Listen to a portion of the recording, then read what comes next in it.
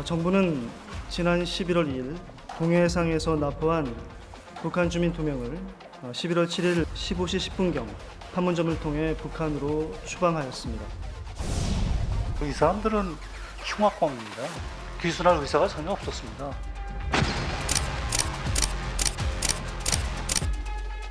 그때 당시 문재인 정부에서는 귀순의 진정성이 의심된다고 해서 보냈다고 했는데 이 사진을 보면 그들은 마지막 순간까지 북한으로 넘어가지 않겠다고 발버둥 쳤고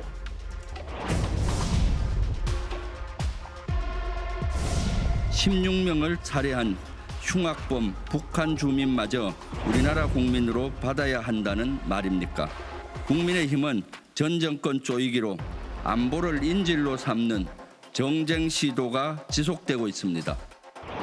이에 대한 진상규명이 반드시 필요한 이유입니다. 윤석열 정부는 자유와 인권의 보편적 가치를 회복하기 위해 이 사건의 진실을 낱낱이 규명하겠습니다.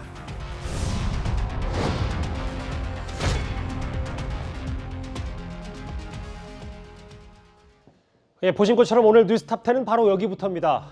3년 전 북한에서 넘어온 어민들을 당시 문재인 정부가 강제로 다시 북한으로 돌려보낸 그날 이 판문점에서 찍힌 사진을 어제 저희가 공개를 했습니다. 절규하면서 저항하고 그리고 자해까지 시도한 정황들이 그 사진 속에 고스란히 들어가 있는데요. 그리고 조금 전에 이렇게 검찰도 움직였습니다. 본론에 앞서서 이 얘기부터 먼저 만나보도록 하겠습니다. 이도원 의원님. 네네. 문재인 정부의 두 가지 안보 이슈잖아요. 결국 윤석열 정부가 들여다보는 서해 공무원 피살 사건과 이번에 어민 강제 북송 사건.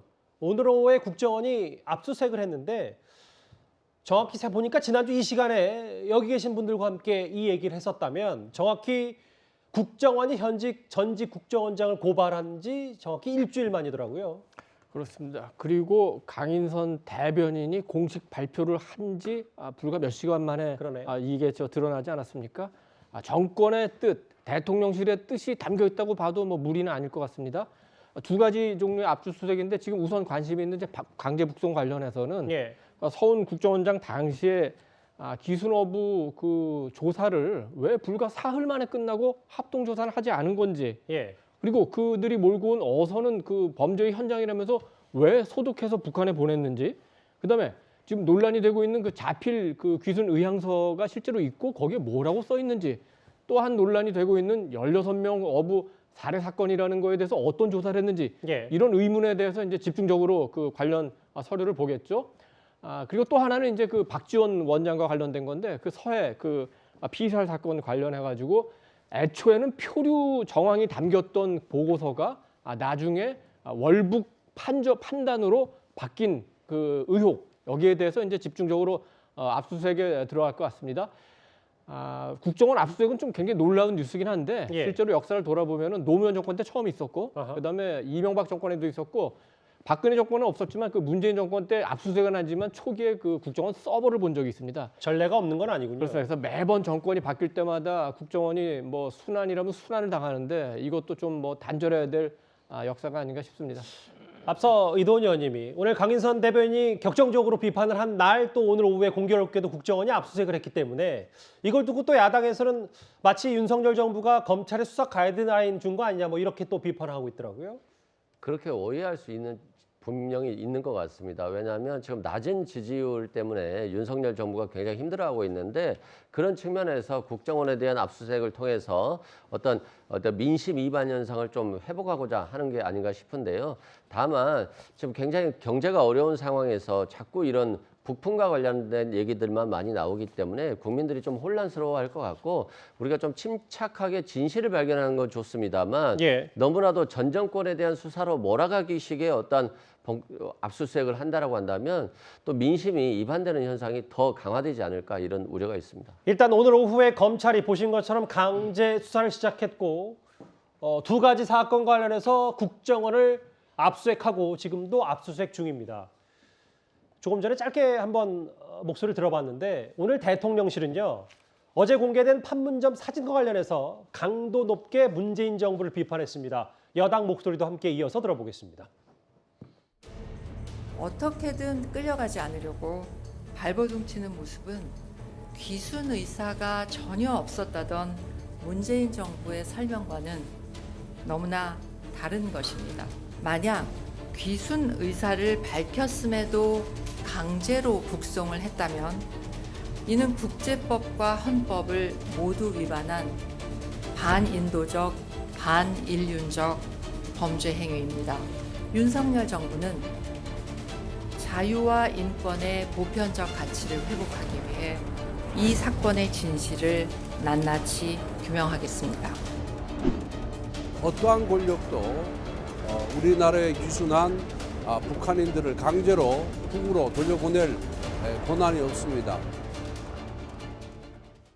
윤석열 대통령실은 반인권적, 반인륜적 꽤 강도 높은 수위로 좀 비판했는데요. 먼저 김근식 교수님. 예. 저희가 좀 크게 나눠서 세 가지 석연찮은 부분들을 하나하나 짚어보는 게 나을 것 같아요. 그중에 첫 번째가 바로 계속해서 얘기가 집권 여당에서도 비판하는 이 부분입니다. 귀순 의사가 있다는데 왜 이렇게 급하게 북송을 시켰냐. 이게 통상 적어도 한 달 혹은 길게는 석 달까지 탈북민들이 내려왔을 때 뭔가 그런 거에 대해서 조목조목 따져보는데 왜 이렇게 급했냐. 뭐 이 부분 때문에 많이 얘기를 좀 하더라고요. 그렇죠. 그러니까 북한 측의 주장, 16명을 살해한 흉악범이다라는 북한 측의 주장만 믿고 만약 남쪽으로 귀순한 우리 대한민국 국민이 되는 그런 북한 이탈 주민을 적법한 절차와 과정을 거치지 않고 서둘러서 북한에 보냈다고 한다면, 물론 이제 아까도 강인선 대변인이 발표한 데 보면 만약 귀순 의사를 밝혔음에도 북한에 북송을 시켰다고 한다면 조건절이 돼 있지 않습니까? 전제를 갈긴 했어요. 그렇습니다. 그러니까 지금 이제 검찰 수사가 본격화되고 있기 때문에 그런 사실이 드러난다고 한다면 이건 묵과할 수 없는 행위가 되는 것이죠. 대한민국 국민을 보호해야 될, 그리고 안보상으로도 북한과 우리가 남북 관계를 유지하면서 대한민국 대통령이 해야 될 책무 중에 하나가 바로 그런 것임에도 불구하고 만약에 북한의 눈치를 보기 위해서 적법한 절차와 시간과 과정을 거치지 않고 북한 주민의 의사에 반해서 보냈다고 한다면 이건 굉장히 명백한 범죄 행위가 맞고요. 또 하나는 우리가 그걸 생각해 보시면 됩니다. 아까 통일부가 좀 공개한 저 사진도 마찬가지고, 또 실제로 북한의 주민이 북으로 가지 않으려고 발버둥치는 모습을 봤을 때 우리가 떠올릴 수 있는 게 저는 그거라고 생각합니다. 90년대에 가장 많이 우리 국민들이 봤던 게 북경에 있는 우리나라 대사관으로 탈북자들이 담을 지어서 올라오는 상황이 많았습니다. 맞아요. 그 목숨을 걸고 담장을 기어 올라서 일단 대사관이나 영사관에 들어오면 대한민국 영토가 되기 때문에 우리는 보호해야 될 의무가 있는 겁니다. 그렇네요. 똑같은 상황이거든요. 그런 상황임에도 불구하고 우리 그때 모든 사람을 다 적법한 절차를 밟아서 대한민국으로 데려왔고 귀순을 했으면 다 우리 대한민국 이탈 주민으로 우리가 지금도 살고 있거든요. 그렇다고 한다면 저 2명의 북한 어민이 북한 측의 주장이 설사 그런 내용에 신빙성이 있다면 남쪽에서 공동조사를 하든가 북한과 공동 공조 수사를 해서 사실관계를 명확히 밝혀보는 절차가 있었어야 됩니다. 그거 없이 한다는 것은 이거 있을 수 없는 일이고요.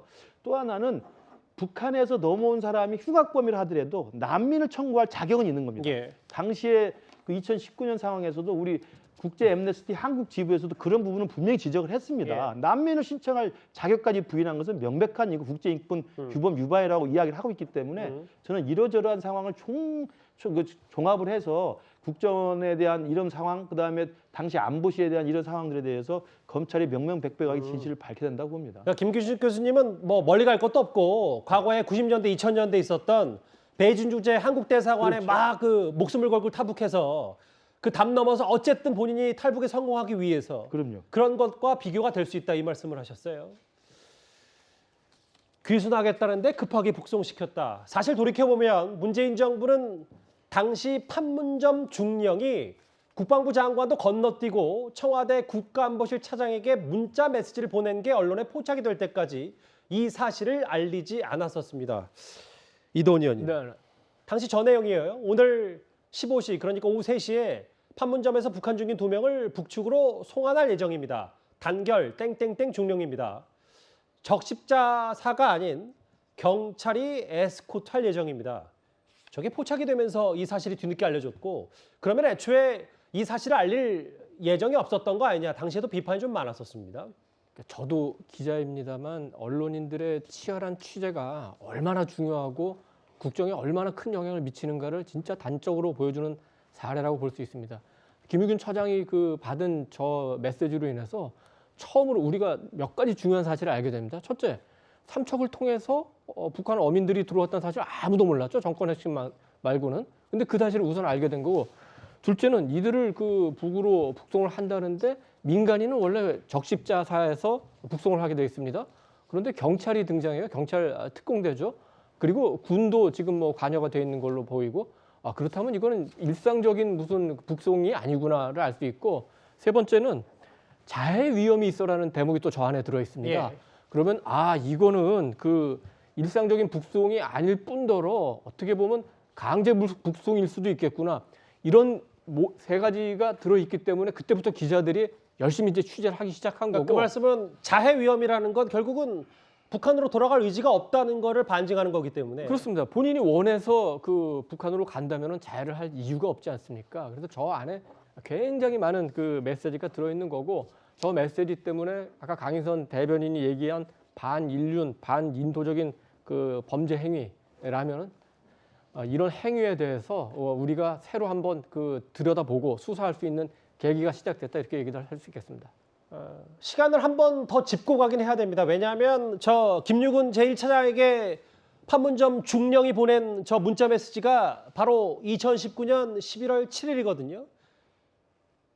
이 사진이 찍힌 날도 판문점의 그날이고, 시간을 좀 거슬러 올라가면 단 5일 만에, 그것도 조사는 2, 3일도 채 되지 않아서 속전속결로 강제 북송했기 때문에 당시에도 여러 논란이 있었고, 이걸 지금 국정원 압수수색으로 들여다보겠다, 이게 윤석열 정부 지금 검찰의 생각인 것 같습니다. 사실 당시 문재인 정부는요, 동료 어민들을 살해한 흉악범이다, 죽더라도 돌아가겠다고 했다, 그게 북송한 이유다, 당시에 이렇게 밝혔었습니다.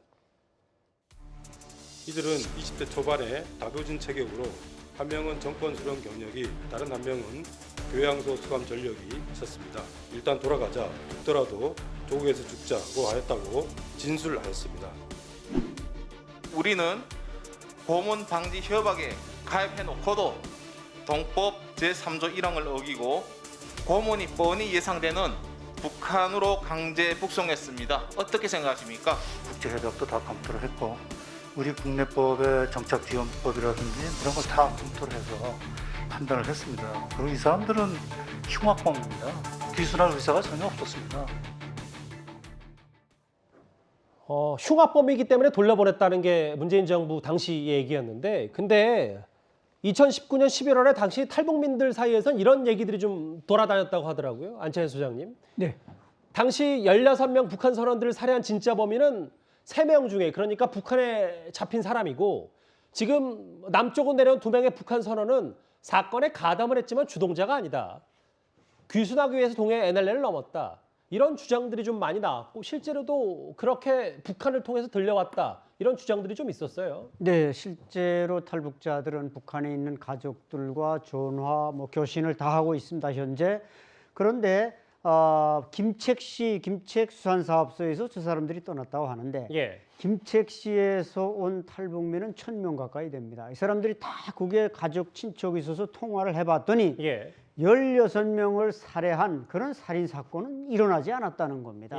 이렇게 볼 때 저 사람들은 3일 만에, 그야말로 이때까지 탈북 역사상 최단 기간 내에 북송된 아주 기록을 가진 사람들입니다. 그것도 탈북민 문제는 항상 국정원이 취급하지 청와대 안보실이 다루지 않습니다. 일체 간섭하지 않습니다. 근데 직접 안보실이 나서서 다뤘다는 자체가 조작이 있고, 또 저 두 사람은 20대 초반 23살, 22살 났는데 군대를 갔다 오지 않았습니다.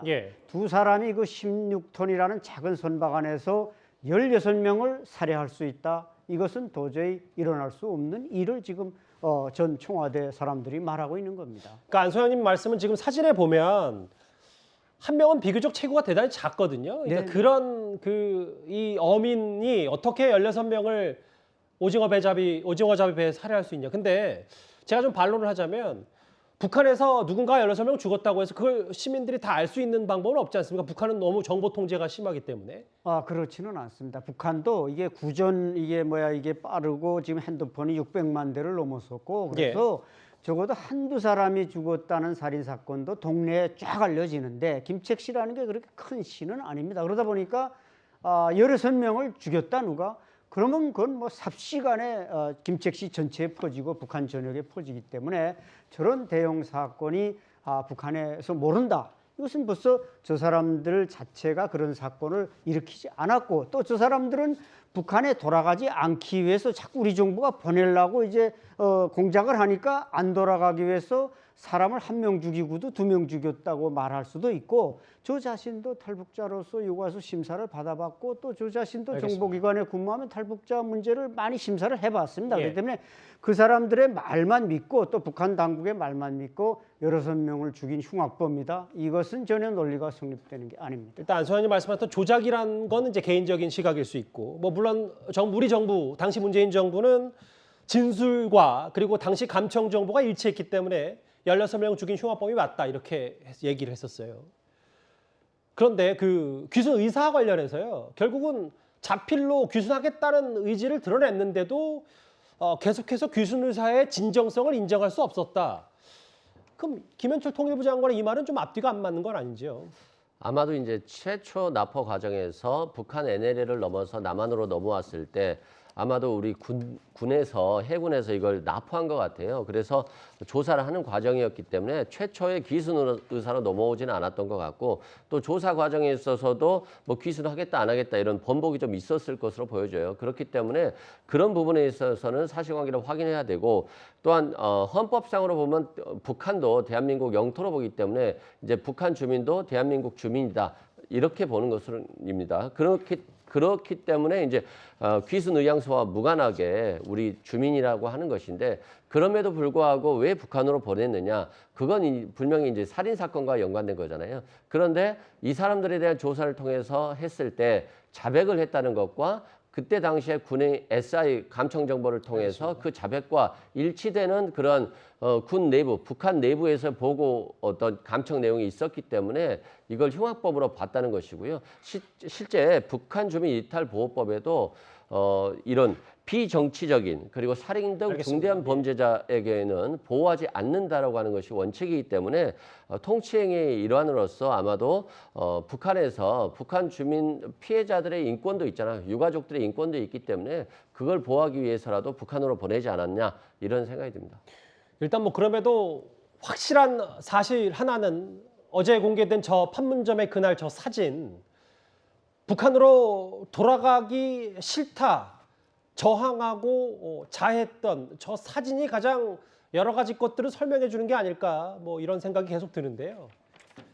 알겠습니다. 그래서 2017년 전 세계를 떠들썩하게 했던 판문점을 통해 귀순한 북한 병사 오청성 씨의 사례도 다시 소환이 되고 있습니다.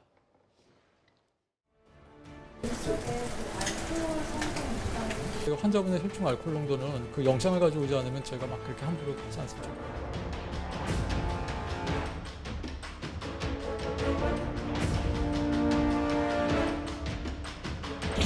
불미스러운 예를 들어 뭐 그 사망 사건에 연루됐다 그거는 지금 확인되지 않는다. 이게 국정원 그 공식적인 답변. 국외에서 뭐 다시 돌려보내달라는 이런 특별한 요청도 없었다. 이 정도로 보고 있습니다. 오청성 병사 모두 다 기억하실 겁니다. 이국종 교수가 여러 수술 끝에 극적으로 구해낸 오청성 귀순 병사. 당시 친구와 문제가 생겨서 술을 마신 뒤에 검문소를 돌파했고 돌아가면 처형당할 우려가 있어도 국경을 넘었다. 이 영상이 고스란히 저렇게 전파를 타면서 더 전 세계적으로 주목을 많이 받았었는데 이번 사례와 김근식 교수는 비교가 좀 가능한 겁니까? 사실은 이제 남북 관계의 특수성이 있어서 보통의 경우 그 타 국가에 속해 있는 국적을 가진 사람이 다른 국가로 넘어왔을 때 타 국가에서 범죄 행위자라고 송환을 요청할 경우에는 정상적인 국가 관계에서는 범죄 인도 송환 협약이 있죠. 그것에 따라서 하면 되는 겁니다. 그런데 남북과는 그게 불가능하니까 돼 있지 않고 그다음에 또 하나는 타 국가에서 어떤 특정한 행위를 하고 다른 국가로 넘어왔을 때 그 자기 본국으로 송환됐을 때 받을 수 있는 박해나 고문이나 처형 같은 게 두려워서 난민을 신청할 경우가 있어요. 그러니까 난민을 신청할 경우에도 그 난민을 신청한 대상 국가에서 심사를 해서 난민으로 인정이 되면 체류하게 인정을 하고 인정이 안 되면 추방을 하게 돼 있거든요. 그 두 가지 경우를 다 다 적용한다 하더라도 오천성 씨 보십시오. 어쨌든 음주운전한 것이 확인이 돼 있고 차를 몰고 오면서 총격전까지 벌이면서 일종의 탈영을 한 거 아니겠습니까? 예. 북한으로서는 총을 쏴서 사살하려고 하면서까지 군율을 위반한 사람이에요. 그러나 어쨌든 우리 남쪽에 왔고 귀순 의사를 밝혔기 때문에 우리는 저 오천성 씨를 대한민국 국민으로 보호를 하고 있는 겁니다. 똑같은 상황으로 우리가 적용을 할 수 있는 거고, 다만 16명을 죽였니 뭐 흉악범이니 이 부분은 북한의 주장인데, 만약에 북한 주장대로 그 2명이 16명을 죽인 흉악범이라 한다면 필요한 절차가 있는 겁니다. 예. 대한민국 국민으로 돼 있기 때문에, 헌법상 대한민국 국민이기 때문에 대한민국 국민에 준해서 우리가 수사를 하고 북한과 필요하면 북한의 자료나 북한의 수사관을 보내서 공조를 하면 됩니다. 그렇게 급하게 보낼 게 아니란 말씀이시죠? 당연하죠. 어떻게 예. 3일 수사를 하고 북한만을 믿고 보냅니까? 가면서 저렇게 발버둥을 치고 가지 않으려고 하는데, 가면 처형된다는 걸 누구나 아는 사실인데, 예. 그러면 남쪽에 있는 그 최소한의 난민 신청이라는 절차에 준하는 정도라도 그 2명에 대해서는 명확히 의사를 확인하고 북쪽에 주장하는 흉악범이 맞는지에 대한 여러 가지 증거와 자료와 신문을 해봐야 되는 겁니다. 예. 그래도 늦지 않은 거거든요. 저는 그런 측면에서 본다면 분명히 석연치 않고 무언가 당시에 문재인 정부가 북에 대해서 지나치게 저자세를 했던 게 아닌가라는 의혹이 있기 때문에 진실을 규명해야 한다고 생각합니다. 그러니까 안소영님 보시기에도 중요한 건 뭐 북한에서 어떤 일이 있었던 귀순 의사가 제일 중요하다. 그런데 그거를 문재인 정부가 거슬렀다 이렇게 판단하시는 거고요. 그렇죠. 네. 그러니까 뭐 이때까지 16명이든 그보다 적게 죽인 탈북민도 많이 왔습니다. 그러나 우리 정부는 그걸 다 조사해서 그렇다고 해서 뭐 그걸 형법에 따라서 처리한 건 아닙니다만은 저 상황은 불과 3일 만에 왜 그렇게 급히 돌려보냈느냐 이거 아니겠습니까? 바로 김정은을 부산의 그 한 아시아 정상 특별회의에 초청할 때 저 사람들과 그 친서를 같이 보냈다 이거죠. 그래서 그걸 좀 딜을 한 거죠. 바꾸자. 그러니까 문재인 정부가 얼마나 한심하냐. 김정은이 부산에 오라. 16명 죽인 사람 돌려보내겠다. 그럼 딜이 될 걸로 착각했다는 데 문제가 있는 것이고, 사실상 많은 탈북민이 뭐 삼국을 거쳐서 오고 거기엔 범죄자도 물론 있습니다. 그러나 그 사람들이 왔을 때 북한이 정상국가입니까? 북한에서 법을 위반했다? 북한이 정상국가라면 또 모르겠지만 가장 비정상적인 국가이기 때문에 거기다가 보편적인 자유민주 국가의 합리적 잣대를 들이대는 건 이건 말이 안 되는 거 아니겠습니까?